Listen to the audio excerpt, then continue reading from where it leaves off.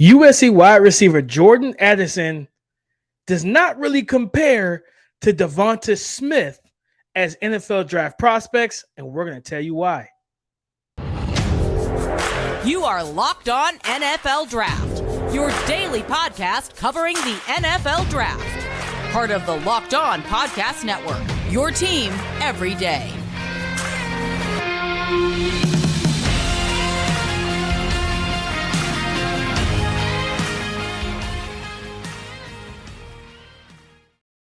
Welcome back to the Locked On NFL Draft Podcast, your daily podcast covering your favorite draft prospects, part of the Locked On Podcast Network, your team every day. What's up, guys?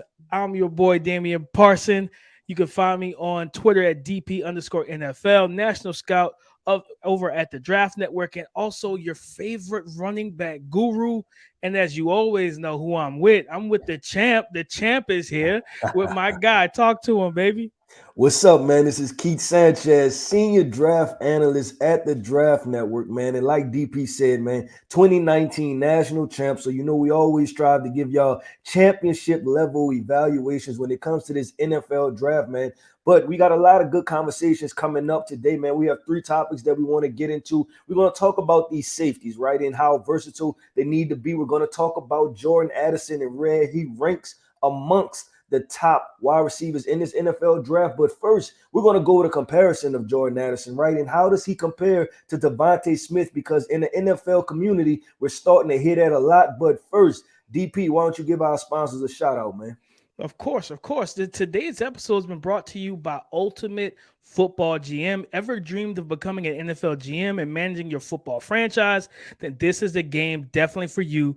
To download the game, just visit ultimate-gm.com or look it up on your app store. Our listeners get a 100% free boost to their franchise when they use the promo code Locked On, all caps. Remember that, Locked On, all caps in the game. Keith, you talked about it, man, and just kind of, throw me the alley-oop, right? Jordan Addison, right now in the draft sphere, we're starting to, the Super Bowl's over. It's draft season, baby. We here now. Draft season. You know what I'm saying? It's our time to shine. Bro, first of all, let's welcome everybody to draft season, Keith. We've been in draft mode since like November. You know what I mean? So let's welcome everybody in, but now you're starting to see comps and everybody's really diving into the prospects and into the tape. And one thing that I've seen recently on social media is the DeVonta Smith to Jordan Addison comp, right? And the basis of it is typically size, right? Smitty was let's say 6 foot even, like 175, 170, and they had the same thing listed for Jordan Addison. So I think that's where that comp originally grew legs. Where, okay, now can it walk, right? And it's like, well, Keith, Biletnikoff award winners, they both have that notch on their belt, right?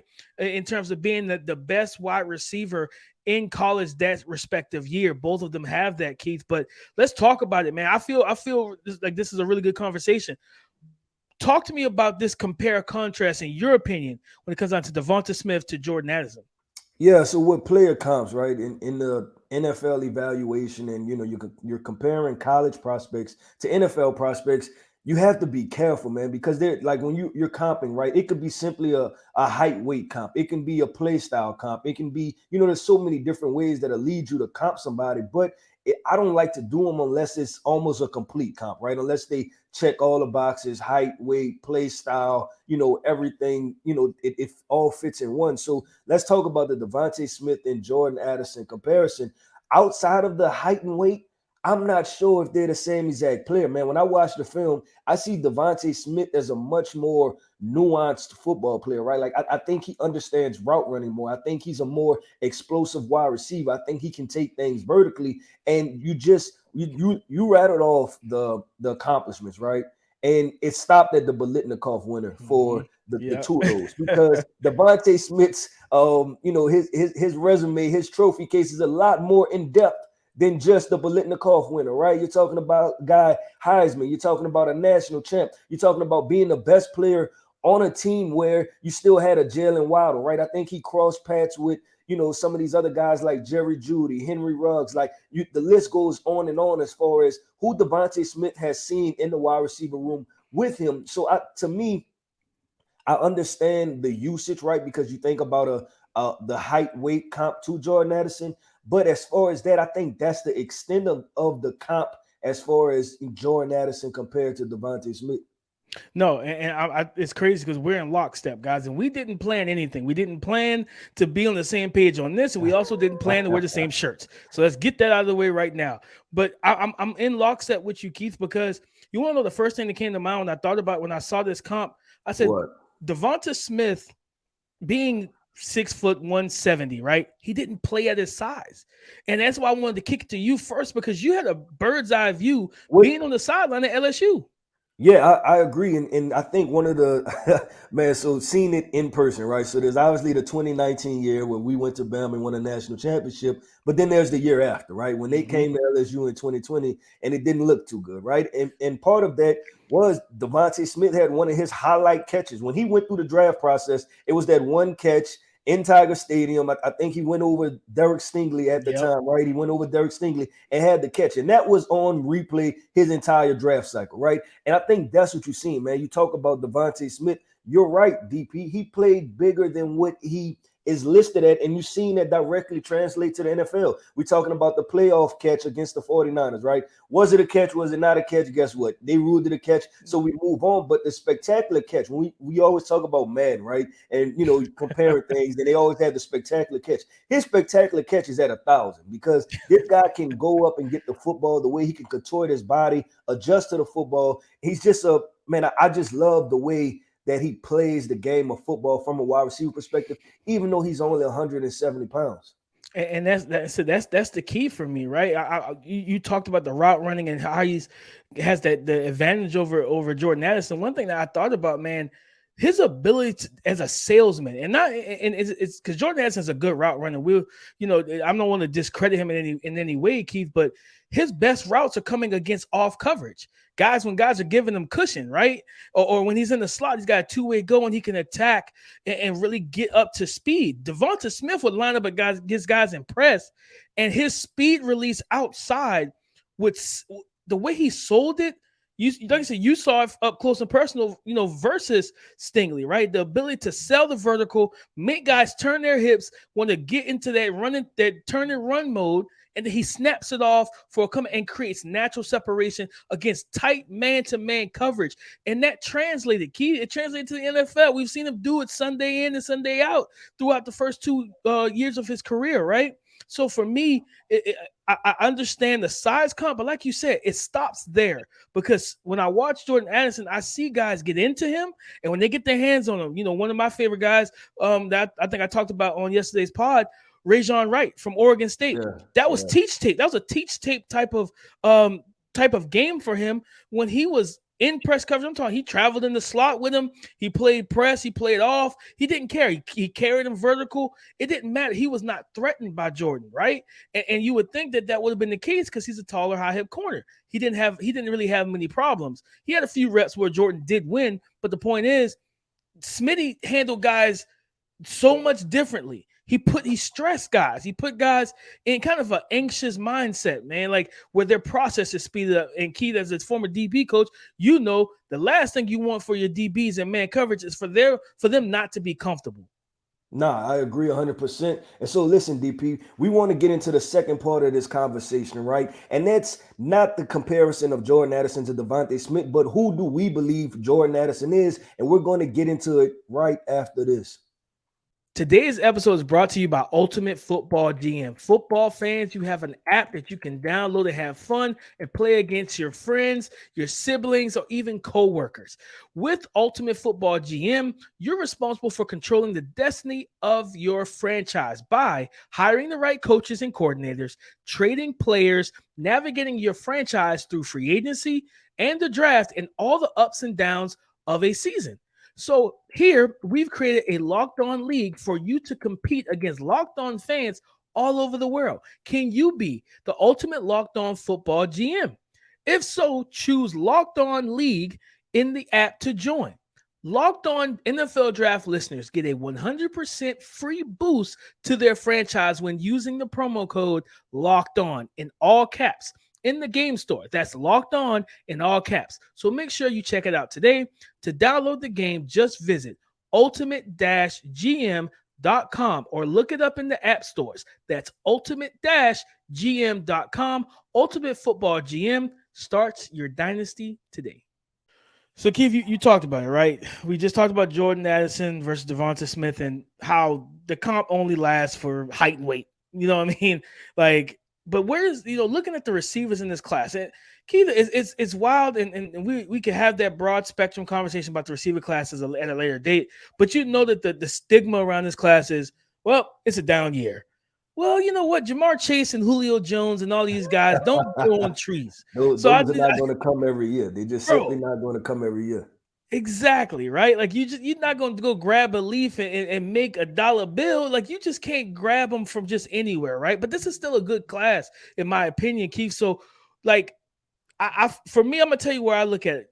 Jordan Addison right now is my wide receiver 3. I'm gonna let you react to that. Wide receiver 3. So I would be my reaction would be, I want to ask you who is 1 and 2 first. Quentin Johnston's number 1. Okay. Jackson Smith-Njigba's number 2. Okay, well, listen, I think we agree on that part, right? I agree with the Quentin Johnston. I know there's concerns about him, and then the Jackson Smith-Njigba, right? Him not being injured, but I throw a la Jamar Chase not playing his last year and still going top 10 and doing all the things he's done with the Cincinnati Bengals. So let's talk about Jordan Addison sitting at number 3, right? Because number 3, I mean, that's it depends on where 1 and 2 goes, right? But him as a wide receiver prospect, and what I believe he will be is this, man. I think he makes a hell of a number 2 wide receiver. And we talked about him not being DeVonta Smith. But what I'm saying is him in a situation similar to what DeVonta Smith has, where you have a A.J. Brown, or you talk about Jordan Addison going to the Vikings maybe, right? And you have a Justin Jefferson. So somewhere where he can go be a number 2 wide receivers, and the offensive coordinator could simply put him in advantageous situations, right? Like you don't have to count on this guy to beat the number 1 corner. I trust him to beat the number 2, number 3, number 4 corner on a defensive team. And I feel really good about it from that perspective. I even think of somewhere where, like the Denver Broncos, right? Where you have Jerry Jeudy, and they may not necessarily have a true number 1, but now they'll have 2 to 3 number 2s, which can also be a versatile situation and be an advantageous situation for Jordan Addison. So what is, from your perspective, how do you view Jordan Addison into the conversation of him translating to the NFL and his skill set? For me, Keith, I think he, and again, we did the show yesterday talking about the gadget receiver and the negative connotation to that. Is that what are we going back to that? No, I'm not going to go to the gadget receiver, but I'm going to say a term that's also viewed negatively. I think he's a slot. I think he's a number 2. I think he's a slot receiver in the NFL.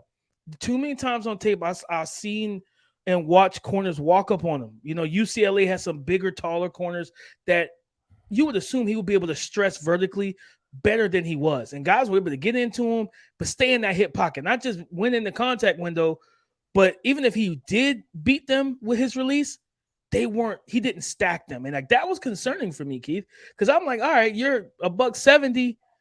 I need you to withhold your speed and be more explosive. And I just didn't see that. But when I see him in the slot, I see a guy that you give him the 2-way goes. You, like we talked about with some of the gadget uses, right? The pre-snap motion him into bunch and stack sets, keep him away from press, get him going across the field. And he's a really good route runner, especially, like I said, against off coverage. So for me, man, and I think he gives you some after the catch too, but just I don't view him as a number 1, and I don't view him highly as he's not an X. Could he potentially be like a movement Z? Maybe. Yeah, so okay, let's have this slot conversation, right? Because we have to get into it, because it's another thing that we have to dispel on this show. Long are the days of Wes Welker, Julian Edelman, right, being slot only guys. I think offensive guys and NFL head coach has finally gotten smart. Like, hey, okay, if Wes Welker can do it, then he runs a 4.7, right?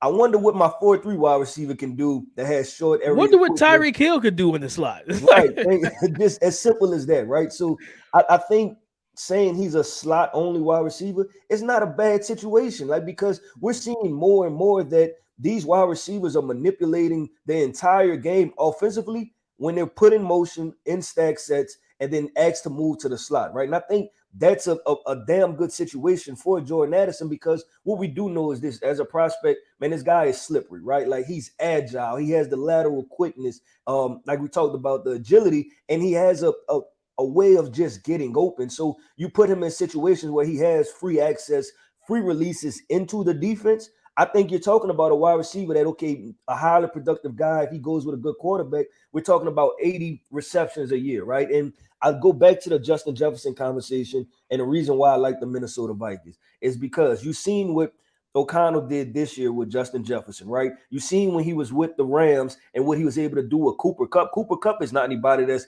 athletically superior. He ain't gonna win nobody damn foot race. 4.62. He will win nobody's foot race. But when you put him in motion and you put him in those type of offenses, you see the best of Cooper Kupp, you see the best of Justin Jefferson, and I think you can see the best of Jordan Addison when he's put in those type of situations. So moving forward, I don't think the slot conversation should be a negative conversation, right? Like, it should be positive. Like, let's be positive about the slot only conversation, because if you say an X only guy, right, and then what does that mean, right? Now you still have a guy that can't move around the field. So I mean, we have to go against that and kind of push against, I guess you would say, what everybody is saying in respective to a slot only wide receiver. Yeah, it's crazy because it's an archaic term similar to the gadget, right? Like, and people use it to discredit guys who are non-traditional. Yes, Jordan Addison's he's probably not 6 foot either, but he's not, just being honest, he's probably not 6 foot. No, he's not 6'2", 210 pounds with a 42-inch vert. Like, that's okay, cool. But DP, to your point, we've seen those guys fail too, right? And that's when you get into the evaluation part of it. And I'm glad, our listeners are tapped in. They hear this part of the conversation, man. Sometimes you have to watch, man, how do they win, right? And then just ask, can they do it on the next level? But just taking a 6'3" guy over a 5'11" guy just because he's 6'3", man, guess what? That's how you get fired, man. That's how you get fired in the NFL. And then that's how you wind up having those misses on evaluations that end up haunting you for a very long time. So, man, watch the production, watch how the player moves. And I have faith that Jordan Addison will be a good wide receiver in the NFL if he's in the right situation. Man, I love everything you just said, Keith, because it's true. It's one thing that, listen, family, for everybody that's listening, family, listen, we are going to debunk a lot of takes and narratives and theories that just aren't real anymore. Like, the NFL lives in 11 and nickel personnel, right? Defensively, right? Like 70% of the time, the defense's base is nickel now, right? So what does that mean? They got 3 wide receivers on the field, so I gotta have 3 corners. You know what I mean? To as my base. So yes, you can say, you can look at it, man. Being a slot receiver is not the best thing to hear if you're a fan. Like, but no, it should be, because Keith, what is that gonna do for him, Keith? That's gonna put him on the lesser. I don't want to say it in a negative way to the defense, but you're going to be on CB3 and CB4. Like, you know what I mean? You're not going up against AJ Terrell and Jalen Ramsey, and you don't have to see those guys, right? You let the big X receiver and Z receiver handle that. You deal with the nickel guy that you are more suited to defeat, especially with giving a two-way go. And DP, you just hit on a point, right? That you don't have to deal with those guys. So now the defensive coordinator is trying to figure out, man, how do I get my best corner on this slot wide receiver that's dominating the game? So, man, it's a back and forth thing, right? And chess, not checkers, baby. There we go, chess, not checkers, man. It's a back and forth thing, and both could be good, right? It's good to have an X wide receiver, but it's also good to have a slot wide receiver. And DP, you know what's good, man? In this day and age, when you have slots, you have X's, you have these flex tight ends, it's good to have a safety that can cover, man, a hybrid safety. And we want to get in that conversation to talk about these hybrid safeties, and we'll get into it right after this. The midway point of the NBA season is here, and now is the perfect time to download FanDuel, America's #1 sportsbook, because new customers get a no-sweat first bet up to $1,000. That's bonus bets back if your first bet doesn't win. And guys, I'm going to tell you, you can build your bets however you want. You can include simple things as spreads, money lines, total bets in terms of points scored for the games, as well as player props like player points, rebounds, assists, and even exclusive bets. I'm talking 2 3-pointers within the first 3 minutes, right? And not only that, but I love the fact that FanDuel allows you to combine your bets for a chance at a bigger payout with same game parlays. So don't miss the chance to get your no sweat first bet up to $1,000 in bonus bets when you go to FanDuel.com/locked-on. That's FanDuel.com/locked-on to learn more. Make every moment more with FanDuel. Keith, you talked about it, man. That was a great segue, by the way. I Great appreciate it. segue. I'm getting better and getting better with time, baby. Like, listen, wait till man, wait till week 2, man. Wait till week 2. Wait till week 2. Yeah, listen, week 2 will be here before we know it. But man, listen, like that was a great segue because, like we talked about the slot and bro, not only is receivers line up in the slot, we got tight ends going out in the slot, right? So what do you need? You need these hybrid safety. Keith, again, talk about archaic. You remember for a while, defensive coordinators were going to GMs. I need the next Ed Reed, the next Earl Thomas. I need my explosive, like rangy center fielder, right? Keith, those days are gone now. Teams are like, you know what? To stop your explosive plays, we can go too high on the top on the roof. We're gonna put 2 high safeties on the roof, and we're gonna stop all that deep passing stuff. Like you're gonna have to go across the middle or whatever else. But now it's opened up the door over the last couple of years, Keith, the hybrid, the nickel safety hybrid, right? Where you have safeties that can play deep and come down and cover man-to-man. All right, so I have a question, DP, because there are multiple ways to look at hybrid, right? You can look at that safety that can walk into the box, right? And he's a high-level productive tackler like a linebacker, or there's that safety that can cover, right? Like he's okay in the box, but he's more coverage and he leans himself more towards a corner. So I'm about to present you with a question that I didn't know I know you didn't know was going to come. Which one would you prefer, right? That safety that can walk into the box and give you a good run fit and a good run presence, or that safety that's more like a cornerback, right? That can cover on the back end. Because I think both, right, they serve a purpose and they both are very important. But DP, the defensive coordinator, baby, you on the clock. Which type of safety are you going after? Man, Keith, this is a really good question because it definitely caught me off guard. As a former running back, my heart says, of course you want that nickel that's going to just be a cover guy. You know what I'm saying? But at the same time, back right now, you're a defensive coordinator. Exactly. That's why I say I don't want to go with my heart, Keith. I don't want to go with my heart in that situation. I'd rather have the guy that can cover, because as a defensive coordinator, I can find linebackers that can run fit. I can build up a nice defensive line. So, hey, set the edges correctly, handle the interior gaps. We run fit with the linebackers. And then if my nickel has to be a last-second resort in terms of force defender run fitting off the edge, cool. But I'd rather have that guy. And like you said, both guys are valuable. But I'd rather have him because at the end of the day, I got to beat Pat Mahomes, man. I got to beat Josh Allen, man. Justin Herbert. You know, I need these guys. And we watched Travis Kelce in the Super Bowl give those DBs in that defense from the Eagles fits in the first half, right? And because of that, it opened up Kadarius Toney for that flat route in the touch in the red zone, right? Because they tried to double Kelce when it mattered most. So I need someone that I can feel comfortable, that has the height, the size, the athleticism, to be able to come down in the box or come down into the nickel and challenge these guys, whether it's slot receivers or these just uber athletic and movable tight ends.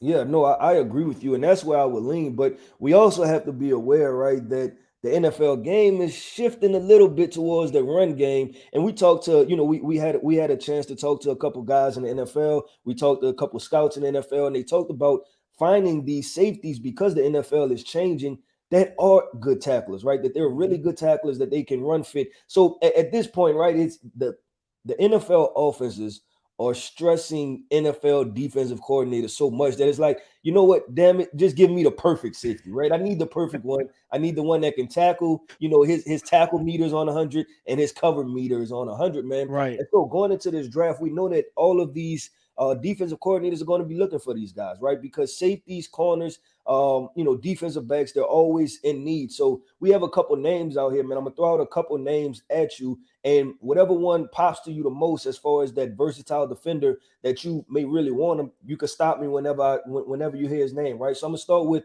Brian Branch, Christopher Smith, Jordan Battle, Sidney Brown, Antonio Johnson. Antonio Johnson. Okay, there we go. We found Now, one. I liked all the other guys you talked about, but Antonio Johnson for me, like, you talk about having the size, right? He has the size, the length, the body type to play that strong safety role and come down in the low hole. But also he has been used at A&M in man-to-man coverage. I've seen him against tight ends. I've seen him in the nickel. And I think he's one of those guys that you look at and like, man, I would love to have him on my defense because you think about the Bills, right? And how they have Micah Hyde and Jordan Poyer, right? You got two like really interchangeable pieces, and it creates all those different matchups and different coverages and disguises. And that's what I want, defensively, Keith, because I want to confuse Pat Mahomes in the Super Bowl. I want to show him something pre-snap and change that picture. You know what I'm saying? I want him to see a nice Miami Beach pre-snap, and then I want him to see downtown Chicago at 12 o'clock at night, you know what I'm saying, post-snap, where he's terrified. That's tough, baby. That's tough. Yeah, listen, I need him to see that it's dark, it's rainy, and it's cold out here, dog. So you better be ready for whatever. I want him to see that post-snap, and I think a guy like Antonio Johnson can do that. And the crazy thing about it, like you talked about with the previous question, he can tackle too. So he can do kind of a little bit of everything. So he's one of the guys that really pop. Like I said, I do like the other guys, Chris Smith and those guys are my dudes too. But he was somebody I think is people are sleeping on a little bit.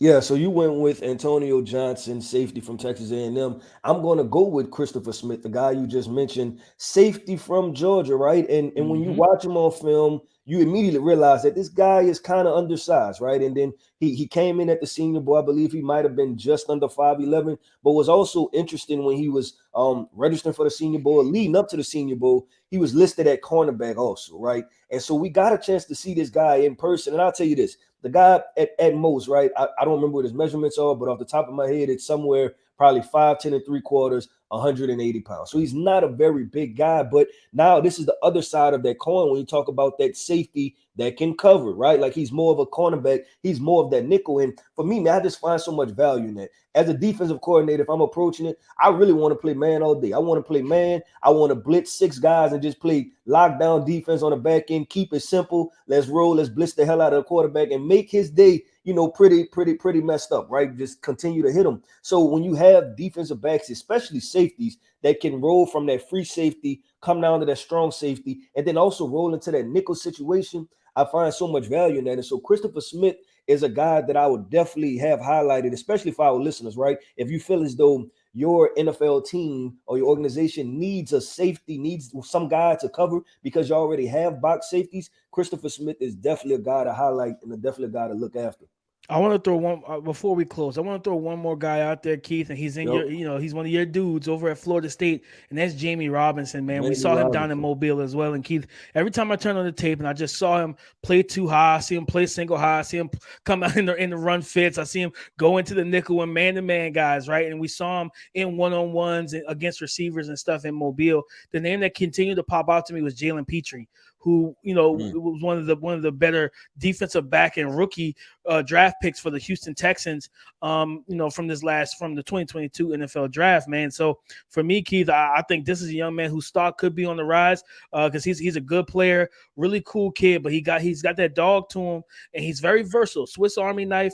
And he could do a lot of different things. So I wanted to throw that name out there for the listeners to let you know if your team needs a safety like this, don't worry. There's a couple guys in this class that can really fit the bill and help your defense out. Because Keith, again, you need these guys with the passing league and everything tailored to the offense. You need it, man. But guys, as always, we thank y'all so much for joining us on another episode of Locked On NFL Draft Podcast.